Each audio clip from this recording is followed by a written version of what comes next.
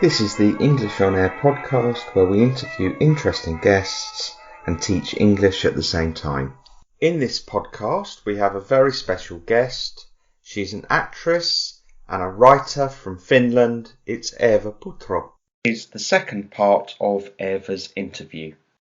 Or is it just for work? Like, so you're asked to write something and then you do it. How does it run with the writing?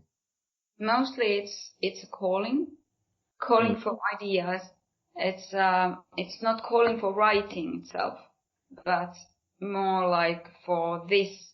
I need to write this character, or I need to put this into a story. Or sometimes I get a feeling that I need to write about this, but the writing itself is not a calling. Right, so it's kind of solidifying ideas, if you like, and getting them down on paper so they become something rather than just becoming nothing. Yeah. Okay. And I'm very eager to create interesting female characters, because I think that the world is lacking good female characters. And that's that's the call for me. That's a calling to create female characters. Okay. So I know so many female actresses who are very talented and lacking opportunities to work.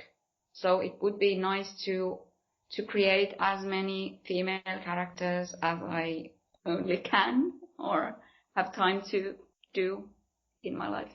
Okay, so with the thoughts that those characters will have to be played by actors and to give more people work.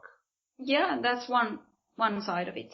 But also, I think that all those little girls who are like looking at these movies and TV series need role models more opportunities to see themselves in different roles and different like strong roles and multi-layered roles. And now you write you certainly have skills in a few languages that I know of.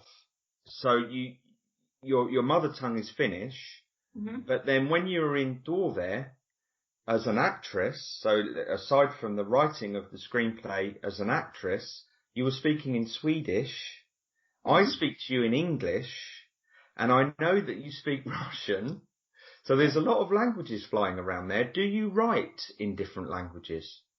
Basically, I write most fluently in Finnish, of course. But the second fluent writing language is Swedish, perhaps. Because I used to practice a lot by messaging with people in Swedish language. And the third one is basically English. I've written a screenplay in English once, but I guess it's still a thing that slows me down a bit too much if I try to write in English or in Swedish. You're absolutely right. Writing in your mother tongue is far easier than writing in a second or third language. I think that goes without saying. But the screenplay that you wrote in English, which one was that? What was that about? It was the thesis work in my school when I studied screenwriting. I would love to read that, Eva. It's not ready. It's only the second draft. So I would need to rewrite it. Okay, but I'm allowed to ask you again in the future if I could read that, because it'd be really interesting. Perhaps. So going back to Tove, the actual screenplay, so it was in Swedish. The language of the film was in Swedish. Did you write it? Did you write the screenplay in Swedish? No, I wrote it in Finnish. but it was translated into Swedish language and into English too, because there were so many people who needed to comment and give feedback. And then I started again in Finnish, and then it got translated and so on. So writing is rewriting, so that's why we needed to translate it many times. Do you think that, what about Russian? Have you ever written anything like a screenplay, for example, in Russian? Good question. No. To write in Russian, it's far too slow for me, because those Cyrillic, how do you say it? Cyrillic. Cyrillic letters are placed.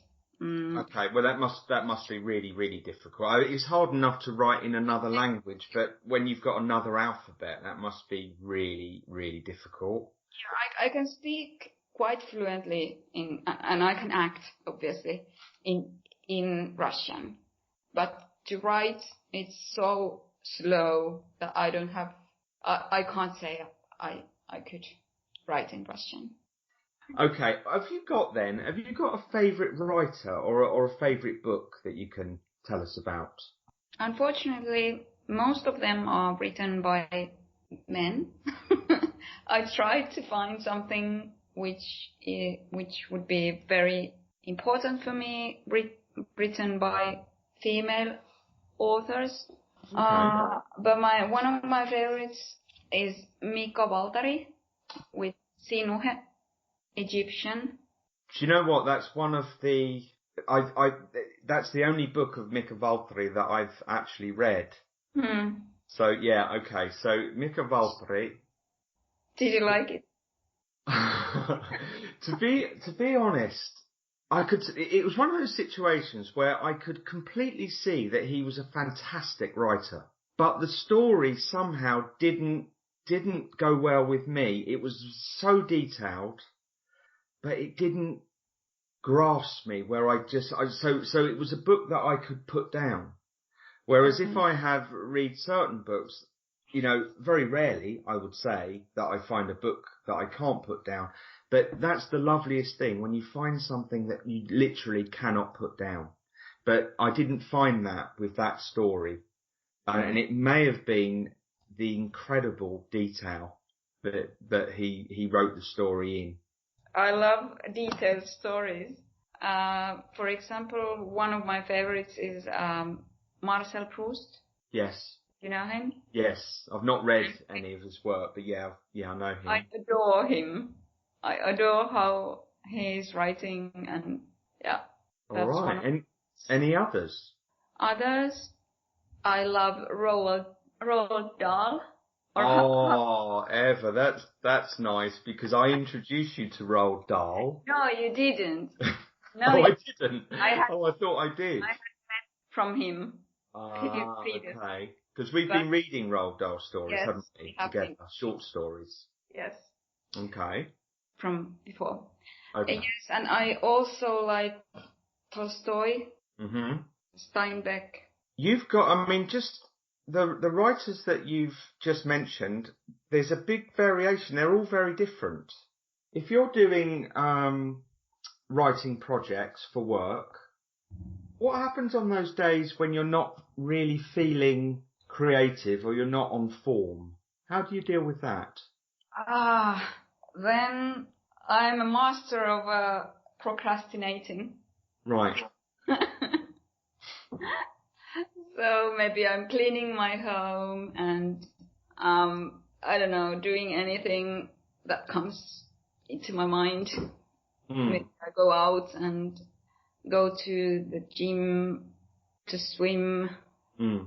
Anything. Anything but doing that. Anything but right. That's probably a good tactic, I would say. Yes, but usually it helps, because when I come home, I might be very inspired to write and can't wait to take my laptop and... Well, this is the thing. Mood changes, doesn't it? It always